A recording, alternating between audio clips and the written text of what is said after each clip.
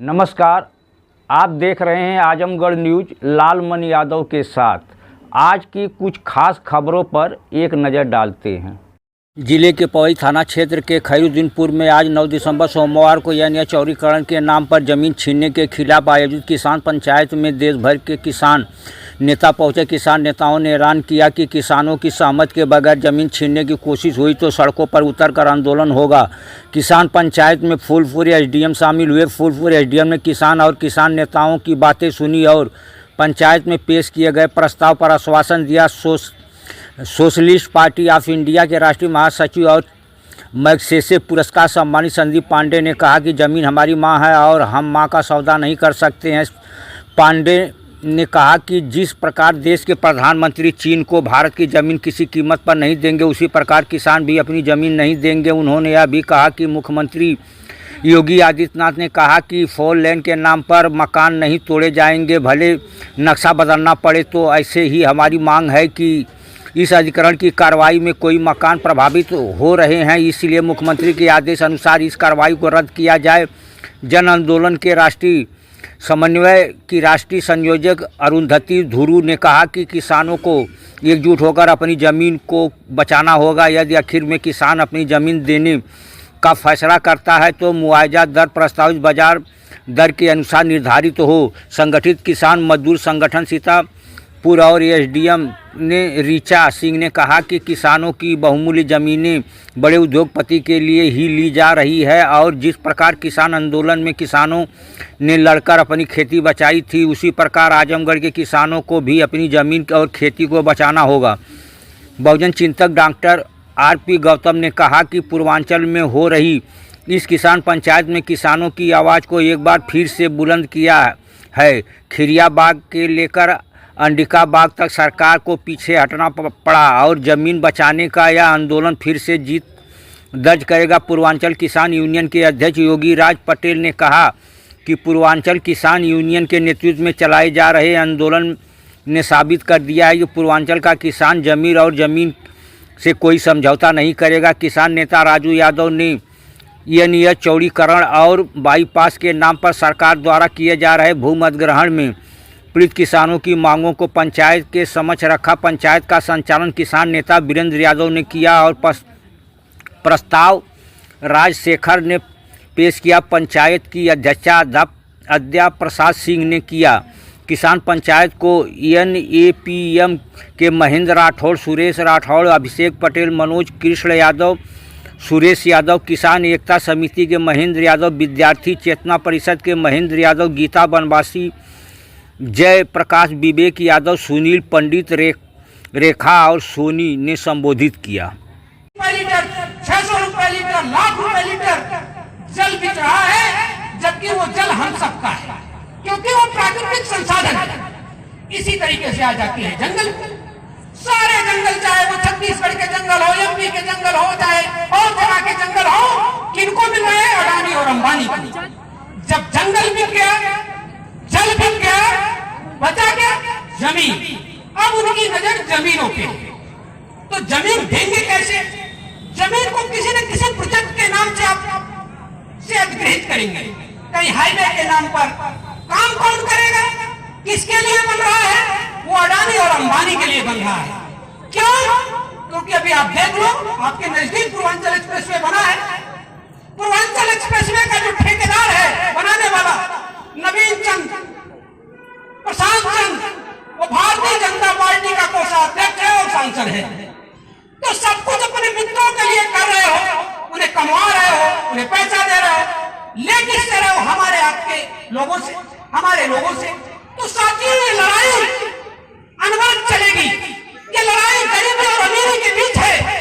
प्रधानमंत्री गरीबों का संहारक है, अमीरों का दोस्त है। तो गरीबों को भी संगठित होना पड़ेगा। संघे शक्ति, जब आप संगठित होंगे, संघर्ष करेंगे, तो प्रधानमंत्री नहीं, उसकी कई कोने झुकेंगी, चाहे वो अंबानी हो, चाहे अडानी हो। और अभी सब लोगों ने बताया है, चाहे वो नर्मदा बचाओ आंदोलन हो, चाहे खिरियाबाग का आंदोलन हो और जगहों का आंदोलन हो, आपने झुकाया है। किससे झुकाया है? संघे शक्ति से। तो मेरे साथियों, आप सबको मैं पूरा धन्यवाद देता हूं कि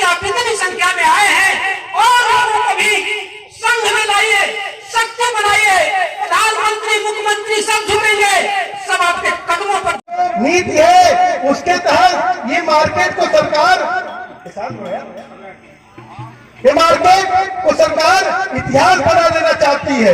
आप देखेंगे कि अगल बगल जो छोटी छोटी दुकानें हैं, जब अगर अधिग्रहण होगा तो ये पूरी की पूरी मकान और दुकानें चली जाएंगी। और अगर आप जाके देखिए तो मुश्किल से कोई अपनी उसी दुकान में रहता है, उसी मकान में रहता है। और जो बात कही जा रही है कि आबादी वर्ग 6 और या पट्टे की जमीन, इस तरह से सरकार की भूमधिग्रहण की पॉलिसी है, पुनर्वास की पॉलिसी है, उसके तहत इनको अब तक कुछ भी नहीं बताया गया कि आपको क्या मुआवजा दिया जाएगा। आपकी बस आप देख सकते हैं कि जो दीवारें हैं उन पर चिन्हीकरण कर दिया गया है और आसपास तमाम चिन्हीकरण कर दिया गया है। उसी तरह से तमाम हमारी माताएं बहनें चाहे खेमपुर से आई हैं, चाहे टाका पश्चिम से आई हैं, तमाम जगह से जो लोग आए हैं, अगर आप उनको आप देखें तो उनकी भी यही स्थिति है कि जो एनएच किनारे जिनके छोटे छोटे मकान हैं, छोटे छोटे घर हैं, अगर ये अधिग्रहण होता है तो वो कल कहां पर रहेंगे, उनको जो मुआवजा मिलेगा क्या करेंगे। और आप लोग सब लोग जानते हैं जन आंदोलनों का राष्ट्रीय समन्वय पूरे देश में भूमधिग्रहण के खिलाफ लड़ाई लड़ रहा है।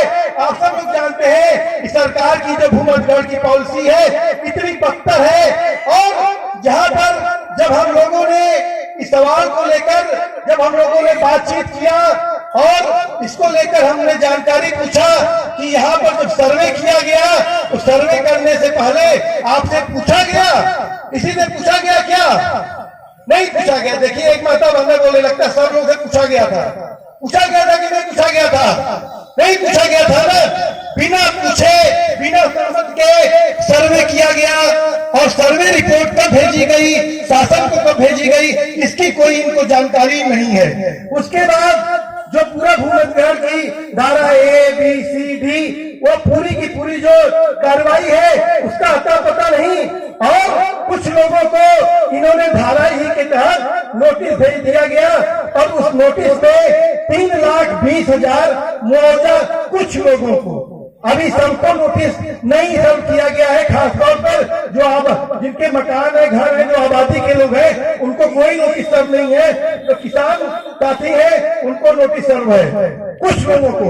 और उसमें भी जो एनएच के किनारे है और एक बाईपास का भी मामला है, दोनों का मुआवजा एक ही है। अभी हमारे बीच में राजेंद्र यादव जी बैठे हैं। लालगंज में जब गोसाई की बाजार के पास से यही एनएच निकल रहा है तो सरकार कह रही है कि एनएच किनारे हम 14 लाख रुपए देंगे और बाईपास पे नाम पर जो कृषि वाली जमीन है उसका 7 लाख देंगे। अब यहाँ पर क्या कर रहे हैं, वो भी वहां पर भी ड्यूअल पोजीशन उनकी सरकार की थी। यहाँ पर क्या कर रहे हैं, हम 3,20,000 एनएच किनारे भी देंगे जो 1 फुट में बिकने वाली जमीनें हैं, जो बाईपास की जमीनें हैं उसका भी 3,20,000 देंगे। तो मतलब यहाँ पर सरकार को लगा कि ये क्षेत्र का किसान कमजोर है, आवाज नहीं उठा पाएगा, इसलिए उसने मुआवजे की राशि की। इसके बाद 22 तारीख को हम लोगों ने फूलपुर एसडीएम को जाकर ज्ञापन दिया और सबसे पहले हमारे इस किसान पंचायत की मांग है कि ये जो पूरा सर्वे किया गया है, जो पूरा भूमधिग्रहण किया गया की जो कार्रवाई चलाई जा रही है उसको रद्द किया जाए। तो ये हमारी प्रमुख मांग है। लेकिन इस पूरे इलाके में चाहे वो पर्यावरण का यहाँ पर आकलन करना हो, चाहे पुनर्वास का आकलन करना हो, कोई भी प्रक्रिया यहाँ पर नहीं कही गई। मैं बात चूंकि बहुत सारी बातें आप लोग के पास अनुभव है, आप लोग जानकार हैं इसी सब्जेक्ट के, तो आप लोग ज्यादा विस्तार से और भी बातें रखेंगे। तो ठोस मैंने रखी। और पिछले 2 दिन पहले मुख्यमंत्री योगी आदित्यनाथ ने इस बात को कहा है कि 4 लेन के नाम पर किसी के मकान को नहीं तोड़ा जाएगा, चाहे नक्शा बदलना पड़े। तो सवाल इस बात का है, इसे गोरखपुर में ही नक्शा बदला जाएगा, आजमगढ़ में नक्शा नहीं बदला जाएगा।